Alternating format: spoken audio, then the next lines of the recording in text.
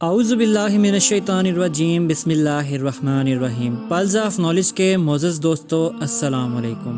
ناظرین کرام، اللہ تعالیٰ نے قوم عاد کو سرسبز کھیتیاں اور وافر خوراک اور دوسری نعمتوں سے نوازا، لیکن نعمتوں کی اس فراوانی نے انہیں سیدھی راہ سے بھٹکا دیا۔ جب یہ لوگ اللہ کے باغی ہو گئے تو ان کی ہدایت کے لیے اللہ پاک نے حضرت ہود علیہ السلام کو بھیجا۔ وہ انہیں تبلیغ کرنے لگے، لیکن قوم عاد ان کا مذاق اڑانے لگی اور ان کا شر مزید بڑھنے لگا، اور یہ لوگ شرک سے پیچھے ہٹنے کے لیے راضی نہ ہوئے۔ اس قوم کا بادشاہ شداد تھا، جو کہ ایک وسیع سلطنت کا حکمران تھا۔ اس کی حکومت یمن سے عراق اور بعض روایات کے مطابق ایران تک پھیلی ہوئی تھی۔ حضرت ہود علیہ السلام نے اسے بھی سمجھانے کی کوشش کی، لیکن اس کے دل پہ بھی پردے پڑے ہوئے تھے۔ شداد نے حضرت ہود علیہ السلام سے پوچھا کہ اگر میں ایمان لے آؤں تو مجھے کیا فائدہ حاصل ہوگا؟ حضرت ہود علیہ السلام نے فرمایا، تمہارے گناہ بخش دیے جائیں گے اور اللہ تعالیٰ بہشت کے باغ عطا کرے گا جہاں لطف و کرم کی بارش ہوگی۔ آپ علیہ السلام نے شداد کے سامنے جنت کا نقشہ بیان کیا۔ شداد نے حقارت سے ہنستے ہوئے جواب دیا، مجھے اس جنت کی کوئی پرواہ نہیں اور نہ ہی مجھے یہ جنت چاہیے، کیونکہ مجھ میں اتنی طاقت اور قوت ہے کہ میں اس سے بھی اچھی جنت اس دنیا میں بنا سکتا ہوں۔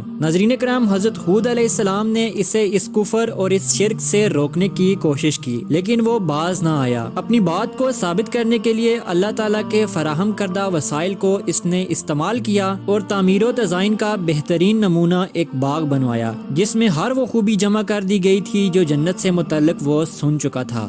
زمین میں دفن تمام خزانے نکلوائے گئے اور سونا چاندی نکلوا کر ان کی اینٹیں تیار کروائی گئی۔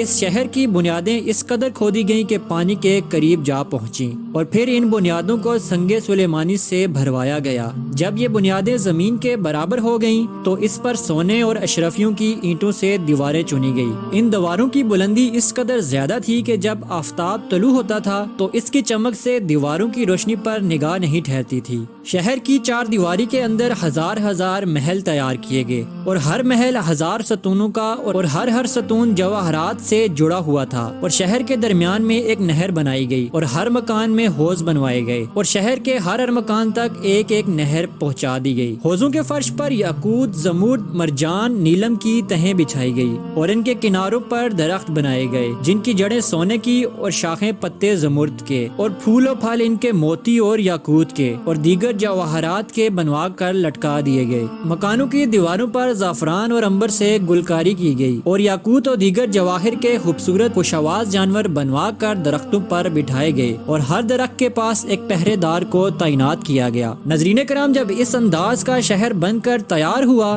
تو حکم دیا کہ سارے شہر میں قالین اور فرش پر ریشمی زرلفت بچھا دیے جائیں، اور سب مکانوں میں ترتیب سے سونے چاندی کے برتن چنوا دیے گئے، اور حوضوں میں دودھ، شراب اور شہد اور شربت انواع قسم کے جاری کر دیے گئے۔ شداد نے فیصلہ کیا تھا کہ وہ جنت کی تکمیل کے بعد اس میں قدم رکھے گا۔ جب مماروں نے اسے جنت کی تکمیل کی اطلاع دی تو وہ تیار ہوا اور اپنی فوج لی اور اپنی جنت کی انسپیکشن کے لیے نکل کھڑا ہوا۔ جب وہ جنت کے لیے آیا تو گھوڑا کھڑا ہو گیا۔ جب کوئی ترکیب اس کو جنت کے اندر لے جانے کی نہیں رہی تو جنت کے منتظمین کے مشورے پر شداد کو گھوڑے سے اتار لیا گیا۔ ناظرین کرام، اسی حالت میں کہ اس کا ایک پیر رکاب میں تھا اور ایک پیر غلام کے ہاتھ پر، ملک الموت نے اس کی جان وہیں پر نکال لی۔ پھر اس کے بعد ایک فرشتے نے زوردار چیخ ماری جس سے اس کے تمام ساتھی ہلاک ہو گئے اور اس کی جنت کو زمین کے نیچے دبا دیا گیا۔ ناظرین کرام، یہ تھی ہماری آج کی ویڈیو۔ امید کرتے ہیں آپ کو ہماری آج کی ویڈیو پسند آئی ہوگی۔ ویڈیو کو لائک اور شیئر کرنے کے ساتھ ساتھ ہمارے چینل کو سبسکرائب بھی کر لیں تاکہ مستقبل میں بھی آپ کو اچھی ویڈیوز ملتی رہیں۔